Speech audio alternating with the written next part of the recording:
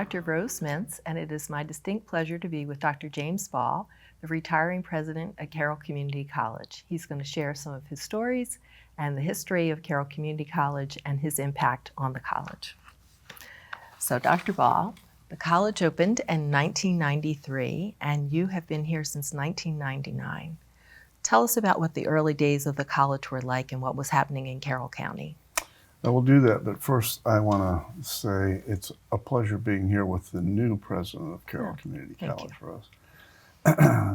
1999, the college was about 6 years old, the present campus, and it was developing quickly. We had the theater building just come online, but there were other buildings that yet were awaiting to be developed, and it was exciting walking into the campus. It was smaller than Howard, where I had been for 20 years before that. And, but it reminded me a lot of Howard in the early days of Howard. Howard had been developed in a mostly agrarian community. And then, of course, Columbia was built around. And as that developed, the college kept growing in Howard County. So it reminded me very much of Howard County when I walked in, and it was just such a beautiful campus, and the great hall with the light panels at the top and all that natural light, windows everywhere. It was just a gorgeous place to be. Felt great, and I knew instantly when I walked on campus, this is it. This is where I want to be. Yeah, this is where I want to be. So what was your first job at Carroll? So I started as the Vice President for Academic and Student Affairs, which meant I had all the academic programs under me and the student affairs areas that supported them, the financial aid, the admissions, the career development and advising, the library, all those elements of support were also under that area, and that's the job that you came into basically as well.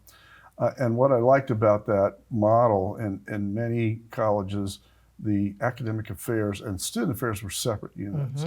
This was seen as it was Dr. Papalardo's vision, who hired me, the president then, that those things together are all about learning, and they are important learning services and elements that come together under one administrative unit. You get much more continuity by doing it that way, and it was I thought the best model that I had worked I agree. under. Yeah. So tell me a story about the early days, something that's fun and interesting that you remember. Well, we were developing the campus a lot, and as we continued to grow, we were always engaged. There was never a year that we didn't have some kind of building project going on from 1999 until 2010, I believe, when we had opened our last campus. So we had a great deal of opportunity to get out and think about designing and creating learning spaces. We developed the nursing program we brought in and got it started right at 2000.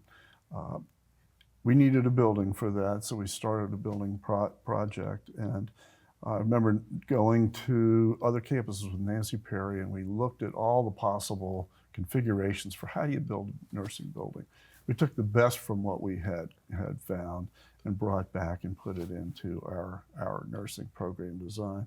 Working with that architect and getting that design laid out and all that sort of thing was incredible fun, and I hadn't had that opportunity up to that point, so really enjoyed that part of it. And then when we developed the K building, which is now the Nagana Center for Innovation and Learning, the newest building on campus, we had an opportunity to decide whether we wanted to put a cafeteria in that building or not. So when we decided the cafeteria should go there, Alan Schumann, our then Vice President for Administrative Services, took care of the campus, had said, if we have this building housing the cafe, how are students going to get in here? Most of the other activity is going to be on the main part of the campus.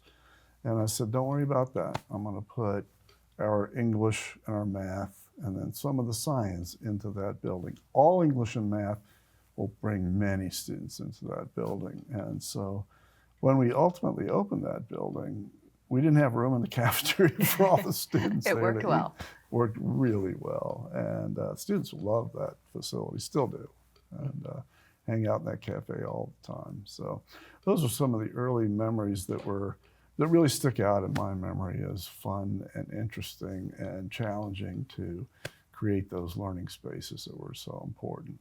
And we wanted those spaces to be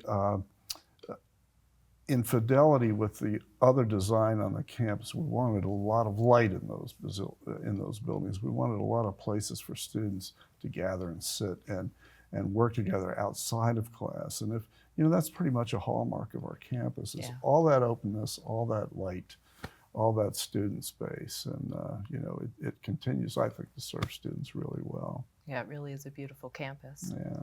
So you mentioned Alan Schumann as one of the people that you worked with. Tell me about some of the other people from the early days. Okay, well, in working under Dr. Pappalardo, her executive team consisted of Alan as executive vice president, me as the vice president for academic and student affairs, Dr. Craig Claggett as the vice president for planning, marketing, and assessment. He was a very seasoned and scholarly individual, fantastic writer, did a lot of research and writing about retention and success patterns in community colleges. And ultimately, he was very influential across the state in helping people understand that community colleges have a different mission and their students access community college education differently than they do at universities. Mm-hmm. And so he was very influential, actually nationwide, in that whole thing. Karen Merkel was the vice president for continuing ed and training. And she was the first vice president at the college that Joe Shields, when he was president, had founded.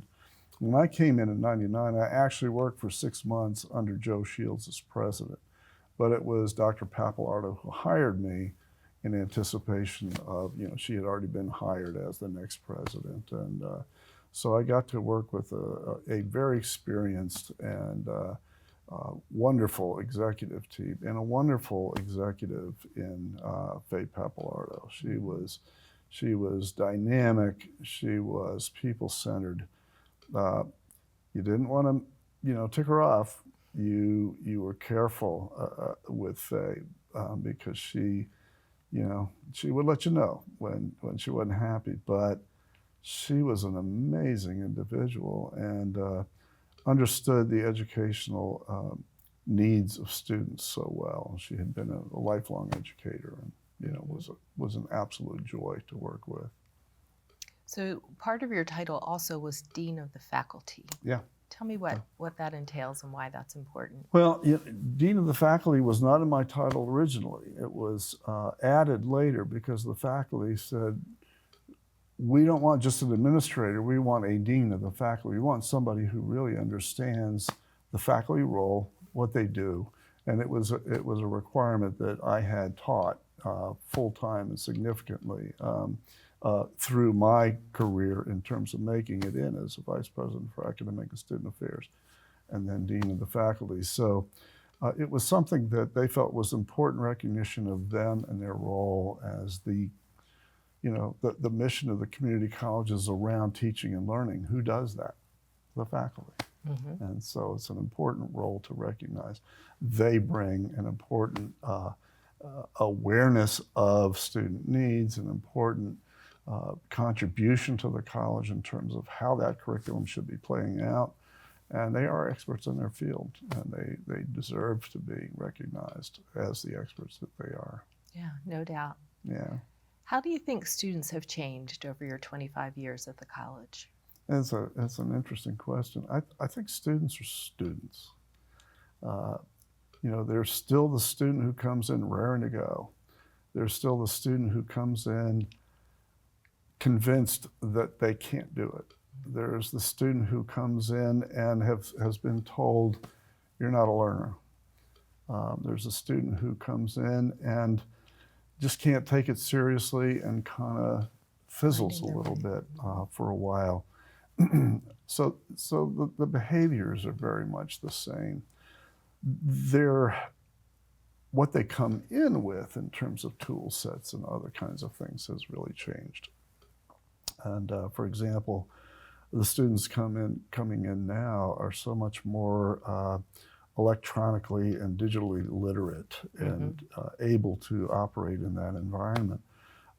They're able to learn online. I'm not sure, having been introduced to online learning myself early on, that I would have been all that successful in that role. But they're digital natives now, and in contrast to when I first started at Carroll, we didn't have any online learning. It developed fairly soon after '99, but there wasn't any digital learning back then. So we were, it was the traditional go to the library, pull a journal, Xerox a copy of that journal article for your research, all that sort of thing. And all that's changed and made learning so much easier, and the process of completing your academic work so much easier from a process standpoint. So in other ways, for example, back then we didn't have much in the way of dual enrollment. I mean, we did have a student who came to us as a 14-year-old who was a certified genius, had all the permissions from the school system and his parents and everyone else to come be a student in an adult learning environment. And his goal was to get through his college education and be admitted to medical school by the time he would have graduated high school. Wow. And he did it. But that was a very rare case. Now we have many students coming as dual enrollees in both high school and college, and several now are able to complete that associate's degree prior to their high school degree. In actuality, they graduate from Carroll before their graduation exercises at their high school, as you know, and you helped us set so much of that up.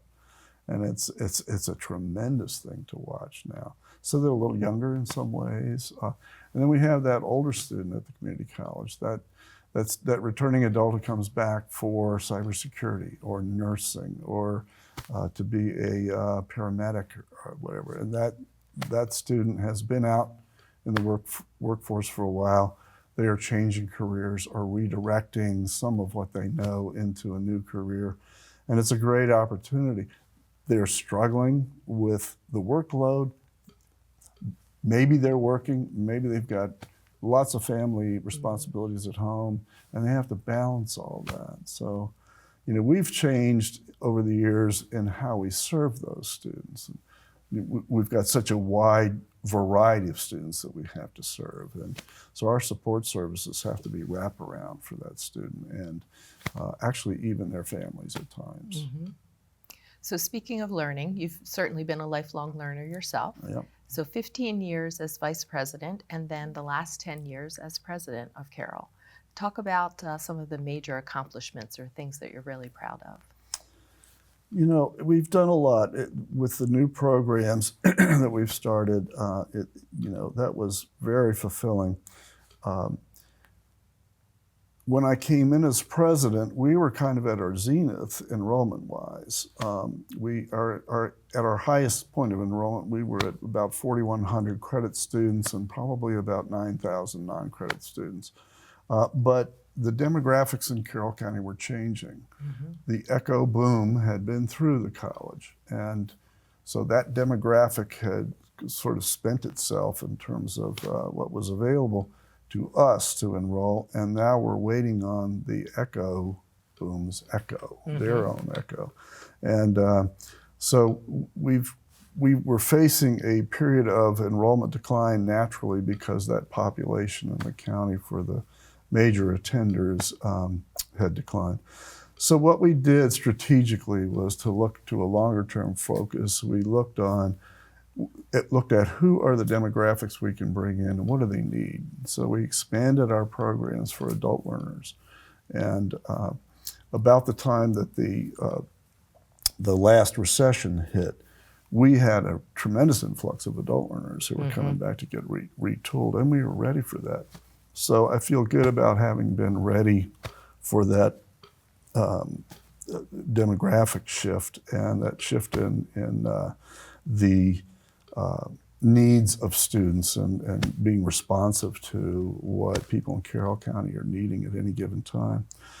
And then, in terms of our funding, we knew because our enrollment was tailing downward that we were going to have a revenue problem. At the same time that was happening, state revenues were also down, and we were facing budget cuts from the state.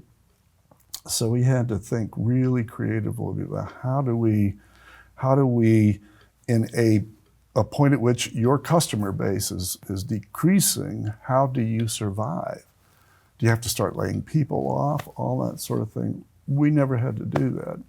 We were careful about reinvesting in ourselves and being able to take that resource and invest in new programs that might attract new students that wouldn't have been there before, some of those adult students and so on. So we actually were pretty successful in that strategy, though it took us a little while to get there. By about 2019, our enrollment was doing really well again, and then COVID hit. And one of the things I'm really proud of is the way we handled COVID, because we were ready for that technologically. We handled that whole thing very well. And then the other thing I was really proud of, and I credit Alan Schumann for a lot of this, we were able to change some of the portion of our funding that we get from the state that's devoted to supporting small colleges.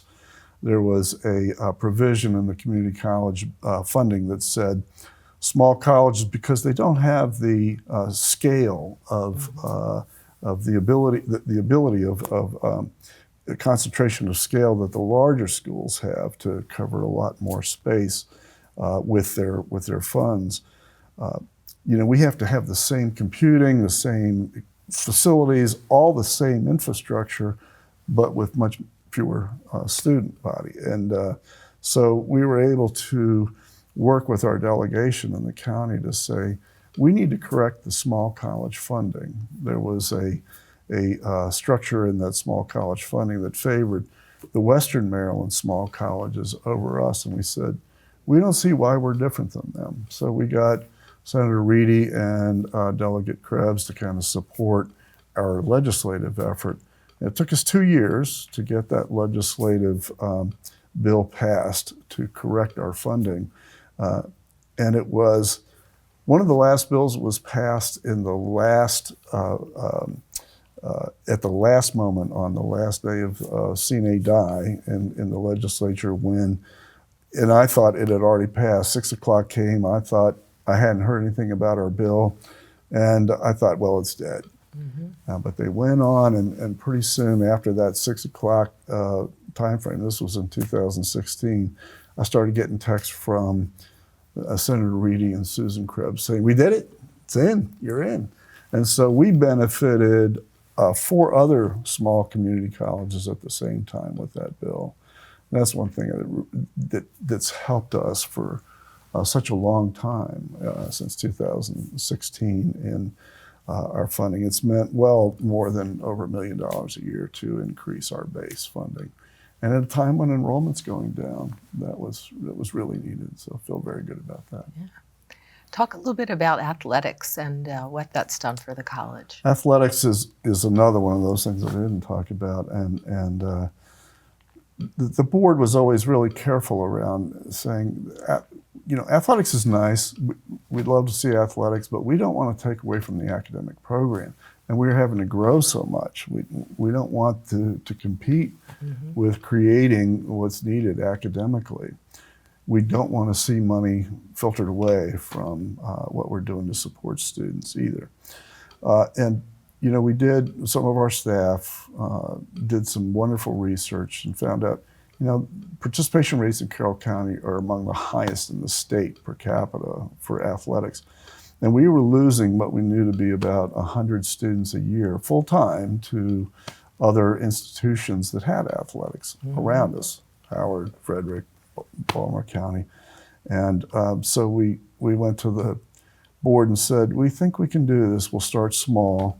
we had a field. You know, we actually had the field for soccer, and we'll start with soccer and then lacrosse, and we will make sure that we're not draining from the academic program, but in fact we'll be helping it by creating that program. So, you know, they said, okay, just promise us that you won't do that, and we're good to go. And then we created our mascot, the Lynx, and named him Lightning, and we had a contest where people got to suggest names from across the county.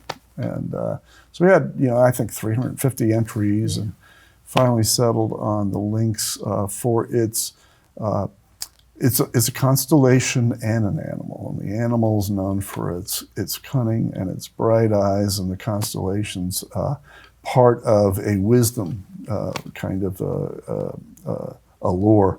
And so we thought that was just perfect. And it did so much to create an environment of identity for us, the Lynx, Carroll Lynx. I love that. Yeah. So as you're thinking about retirement, it's almost here, sad for me to say, what are some words of wisdom that you would share with me or with students? Okay, for students, try not to work so much if you can help it, though I know our students need to work. Take advantage of the scholarship money we have. We have money that goes unused because students won't ask for it. They think somehow, I can't get the scholarship. I've got to be careful with my mic. It's there for them. Just go ask, just go apply. There's plenty of help to get that done. For you, at the president's level, I think the role is about the people that you serve, people in the county. So get to know that county, and I know you already know many people in the county, and get to know what their needs are and what their thoughts are, and interact with them a lot. Really important as a community college to be out there. The staff, they all are committed to this college that we have, and they all are amazingly good at what they do. We have a very deep bench at the college.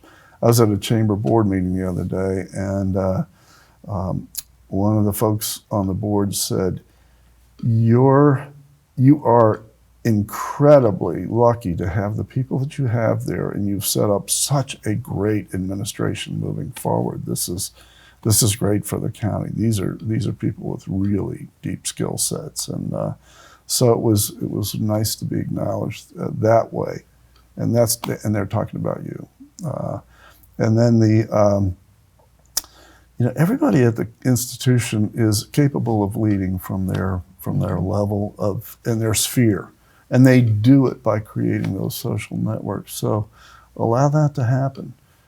Get them leading, get them participating, and I know you already do a great job of that. As they listen and they contribute, they will do what you need as a leader, which is align and commit to the goals of the college. So that listening, that patience, that trusting in them to get those things done is the number one priority that I think you have. Thank you for that. Thanks so much. So speaking of thanks, what would you say you are most thankful for? I'm thankful just for the opportunity to work at Carroll. Both Carroll and Howard were wonderful institutions. I've been at others, but I've never, Howard was wonderful because it was a dynamic building opportunity in Columbia, and there was a lot of resource there. Carroll is wonderful because of its community and the students that we have. They're incredible people. They're nice. They're concerned about each other. They're concerned about us. They're respectful of the whole process, and it's wonderful to see that. So I'm very thankful for the opportunity to have been, I guess, lucky enough to land at two really great organizations, and I think it's been the pinnacle of what I've done in my life, and just so grateful to have been able to do that. But let me ask you a question. As you as you prepare to move in, what are you thinking about? What's most important to you as you begin to take over at this point? We weren't prepared for this. I think the most important thing is exactly what you said, and that is listening to people.